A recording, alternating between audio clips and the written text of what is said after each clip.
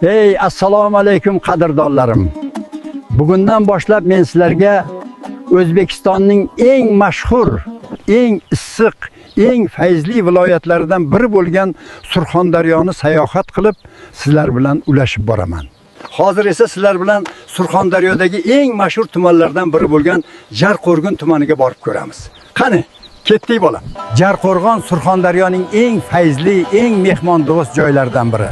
Lekin bu yerni butun O'zbekistonga tanitgan narsa bitta: tandir go'sht. Ana endi biz Jarqo'rg'onning tandir go'shti zo'r pishiradigan joyiga borib ko'ramiz. Qani, ketdik. Assalomu o'g'lim. Qani bu tandirlar qanchadan bo'lyapti? Men sayohat qilib bu yerlarni ko'rgani keldim. Tandiringizdan tatib ko'rib, o'z kuzatuvchilarimga ham ko'rsatmoqchiman. Otajon sayohat qilib chiqqan bo'lsangiz, sizga chegirmada qilib beramiz. O'zi go'shtning narxi 1 kilosi 150 ming, sizga 60 ming bo'ladimi otajon?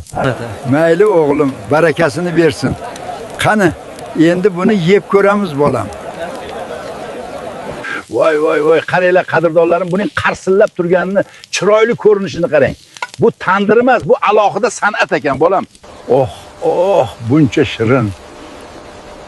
Go'shti yumshoq tandirning isi ichiga singib ketgan. Jarqo'rg'on tandir go'shti bu oddiy ovqat emas bolam. Bu alohida tarix. Hech qachon unutmang bolajonlarim.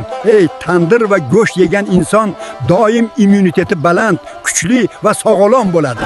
Shuning uchun ham bizning surxondaryolik polvon yigitlarimiz baquvvat, kuchga to'lgan, qo'rqmas, jasur bo'ladi. Nafaqat yigitlar, hatto qizlarimiz ham baquvvat bo'ladi. Shuning uchun bolajonlarim, hech qachon go'shtni sog'lig'ingizdan ayamaydigan bo'ling. Mana qadrdonlarim, Jarqo'rg'onning tandir go'shtini ham tatib ko'rdik. Endi esa sizlarni Jarqo'rg'onning hali siz ko'rmagan joylari bilan ham ulashib boraman. Meni kuzatishda davom eting bolam.